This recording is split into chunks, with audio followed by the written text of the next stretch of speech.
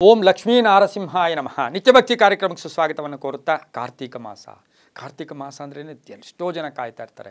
ಎಷ್ಟೋ ಸಾಧಕರಿರ್ಬೋದು, ಮಹನೀಯರಿರ್ಬೋದು, ತಪಸ್ವಿಗಳಿರ್ಬೋದು.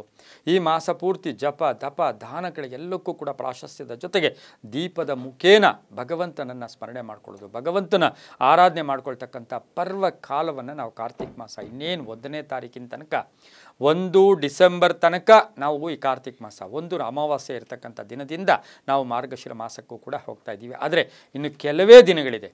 ಈ ಕೆಲವು ದಿನಗಳಲ್ಲಿ ನಮ್ಮ ಕರ್ಮಗಳು ಕಳ್ಕೋಬೇಕು, ನಮಗೆ ಕಷ್ಟಗಳಿಂದ ಮುಕ್ತರಾಗಬೇಕು, ಅಪವಾದಗಳಿಂದ ಮುಕ್ತರಾಗಬೇಕು, ದಾರಿ ಕಾಣಿಸ್ತಾ ಇಲ್ಲ, ಎಲ್ಲೋ ಒಂದು ಕಡೆ ನಮಗೆ ಆ ಸರಿಯಾದ ಮಾರ್ಗದರ್ಶನ ಬೇಕು. ಇವೆಲ್ಲಕ್ಕೂ ಕೂಡ ಸಾಕಷ್ಟು ತಂತ್ರಗಳಿದೆ. ಆ ತಂತ್ರಗಳಲ್ಲಿಯೇ ಒಂದು ಬಹು ವಿಶೇಷವಾದ ತಂತ್ರ ಅಂದರೆ ಅರಳಿಯ ದೀಪ, ಅರಳಿ ಎಲೆಯ ದೀಪ. ಅರಳಿ ಎಲೆ ನಮಗೆಲ್ರಿಗೂ ಗೊತ್ತು. ಅದರಲ್ಲಿ ಸಾಕ್ಷಾತ್ ವಿಷ್ಣುವಿನ ಆವಾಸ ಇರತಕ್ಕಂಥದ್ದು. ಅರಳಿ ಮರ ಅಂತ ಕೇಳಿರ್ತೀರ.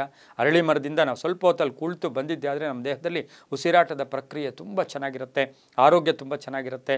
ಎಲ್ಲೋ ಒಂದು ಕಡೆ ಎಷ್ಟೋ ಶುಭ ಆಗ್ತಕ್ಕಂಥ ಒಂದು ಸಾಧ್ಯತೆ ನಮ್ಮ ಋಷಿಮುನಿಗಳು ಹಿಂದಿನ ಪರಂಪರೆಯಿಂದ ನಾವು ಅದನ್ನು ತಿಳ್ಕೊಂಡು ಬರ್ತಾ ಇದ್ದೀವಿ. ಪ್ರತಿ ಗ್ರಾಮದಲ್ಲಿಯೂ ಊರಿನ ಜಗಳಿ ಕಟ್ಟೆಯಲ್ಲಿ ಅರಳಿ ಮರ ಇದ್ದೇ ಇರ್ತಾ ಇತ್ತು. ಹಾಗಾಗಿ ಇತ್ತೀಚೆಗೆ ನಾವು ಅರಳಿ ಮರಗಳನ್ನು ಅವ್ರ ಊರಲ್ಲಿ ಹಾಕ್ಕೊಳ್ತಾನೆ ಇದ್ದರು. ಎಲ್ಲೋ ಒಂದು ಕಡೆ ಆ ಇದ್ದಂತಹ ಜಾಗದಿಂದ ಆ ಊರಲ್ಲಿ ಎಷ್ಟೋ ಪ್ರಶಾಂತತೆ ಕೂಡ ಇರ್ತಕ್ಕಂಥದ್ದನ್ನು ಕೂಡ ಕಂಡಿದ್ದೀವಿ. ಅರಳಿ ದೀಪ, ಅರಳಿ ಮರದ ದೀಪ, ಅರಳಿ ಎಲೆಯ ದೀಪ ಹೇಗೆ ಹಚ್ಚೋದು? ಈ ಕಾರ್ತೀಕ ಮಾಸದಲ್ಲಿ ನಿಮಗೆ ಸಾಧ್ಯವಾದರೆ ಬುಧವಾರ ಆಗ್ಬೋದು.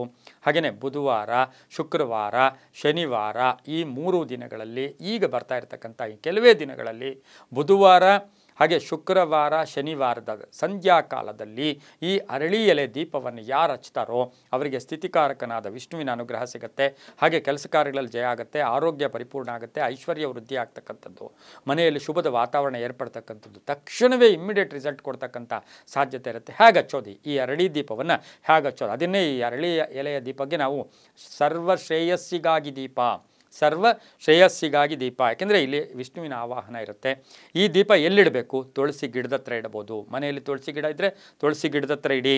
ದೇವರ ಮನೆಯಲ್ಲಿಡಬಹುದು.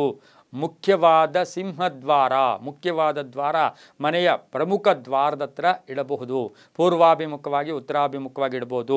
ಹೇಗಿಡೋದು? ಒಂದು ಅರಳಿ ಎಲೆಯನ್ನು ತೆಗೆದು ಅದನ್ನು ನೀರಲ್ಲಿ ಶುದ್ಧವಾಗಿ ತೊಳೆದು 3 ಕಡೆ ಅರಿಶಿನ ಕುಂಕುಮ ಗಂಧವನ್ನು 3 ಅರಳಿ ಎಲೆಯ 3 ಭಾಗಗಳಲ್ಲಿಟ್ಟು ಆ ಎಲೆಯ ಮೇಲೆ 2 ಹಣತೆ ತಗೊಂಡು ಒಂದರ ಮೇಲೆ ಒಂದು ಹಣತೆ, ಮಣ್ಣಿನ ಹಣತೆ ಒಂದರ ಮೇಲೆ ಒಂದು ಹಣತೆ ತಗೊಂಡು ಆ ಹಣತೆಯಲ್ಲಿ ಎಳ್ಳಿನ ದೀಪವನ್ನು, ಎಳ್ಳಿನ ಎಳ್ಳೆಣ್ಣೆಯನ್ನು ಹಾಕಿ 2 ದೀಪ, 2 ಬತ್ತಿಯನ್ನು, 2 ಬತ್ತಿ ಇಟ್ಟು ಆ ಒಂದು ಹಣತೆ, 2 ಹಣತೆ ತೊಗೊಳ್ತೀರಾ, ಒಂದ್ರ ಮೇಲೆ ಒಂದು ಇಡಿ, 2ರಲ್ಲೂ ದೀಪ ಬೇಡ, ಒಂದ್ರ ಮೇಲೆ ಒಂದು ಇಡಿ, ಅದರಲ್ಲಿ ಎಳ್ಳೆಣ್ಣೆ ಹಾಕಿ 2 ಬತ್ತಿ ಹಾಕಿ 2 ಬತ್ತಿ ಹಾಕಿ ಹಚ್ಚಿಬಿಟ್ಟು ಆ ದೀಪವನ್ನು ಹಚ್ಚಿಬಿಟ್ಟು ನೀವು ಪ್ರಾರ್ಥನೆ ಮಾಡಿಕೊಂಡಿದ್ದೆ ಆದರೆ ನಿಮಗೆ ಭಾಳಷ್ಟು ಶುಭ ಆಗ್ತಕ್ಕಂಥದ್ದು.